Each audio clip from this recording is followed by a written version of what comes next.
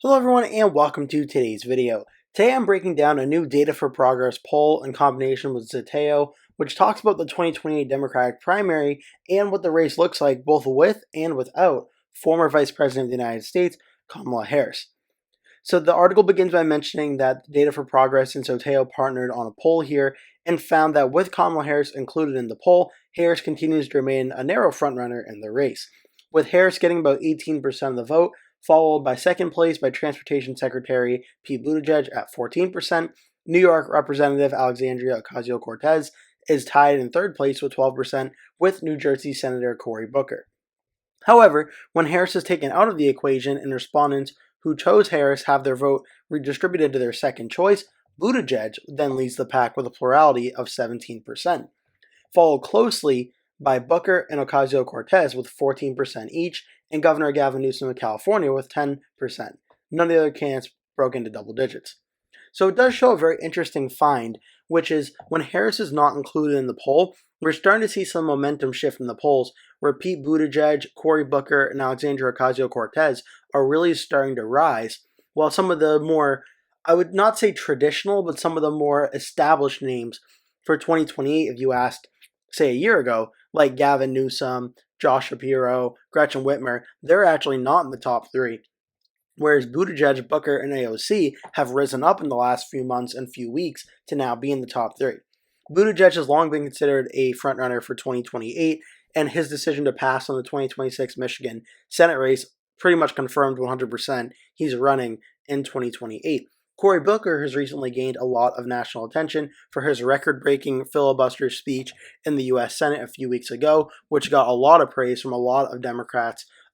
Very happy with him that he's standing up against the Trump agenda and the Trump policies and such. That made Democrats very happy. And then Alexandria Ocasio-Cortez, the New York representative, she's been going to a lot of states and doing a lot of events with Senator Bernie Sanders, talking to voters, talking to Americans, and laying out her agenda from the Democrats' agenda to stand up against President Trump and promote the Democrats' agenda. And she's been getting a lot of boost in polling as well. So as the poll shows, 17 for Buttigieg, Booker 14, AOC 14. Newsom is then fourth at 10, Waltz with 7, Shapiro with 6, Whitmer 4, Pritzker 4, Klobuchar 3, Jon Stewart 3, Beshear 2, Mark Cuban 2, Chris Murphy 1, Crockett, Westmore, Warnock, Stephen A. Smith, and Sean Fain all less than 1%. 9% of respondents still saying they don't know. It's important to note, however, that the presidential primary polling this far out is generally a contest of name recognition. However, to further gauge Democratic primary voters' perceptions of the potential candidates, the survey asked whether they could consider voting for each of the potential candidates.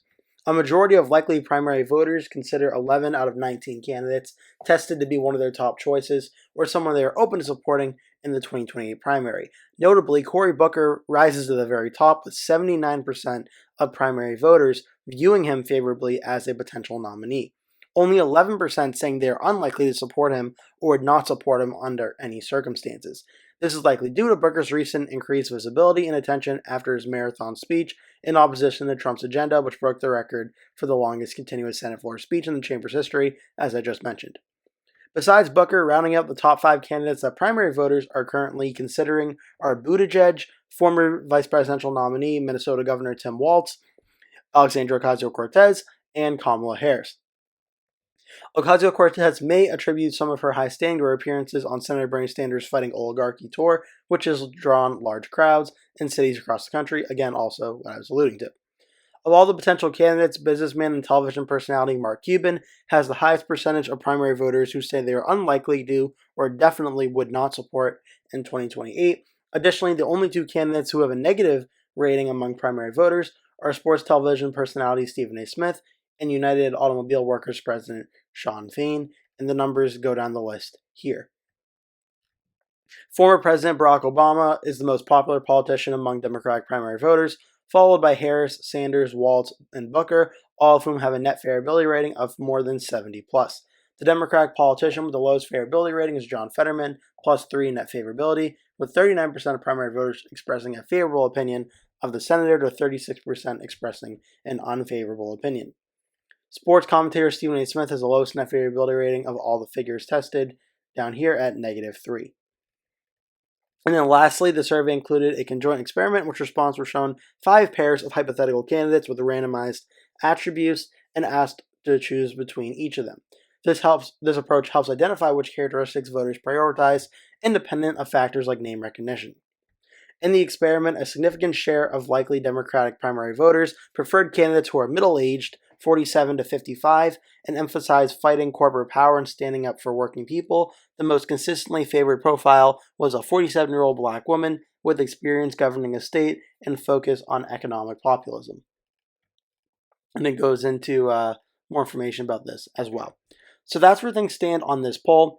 Right now, when you look at the national survey for the raceofthewhitehouse.com, currently Kamala Harris is still leading with 27.8%, though Buttigieg and AOC now are in a very tough fight for second place.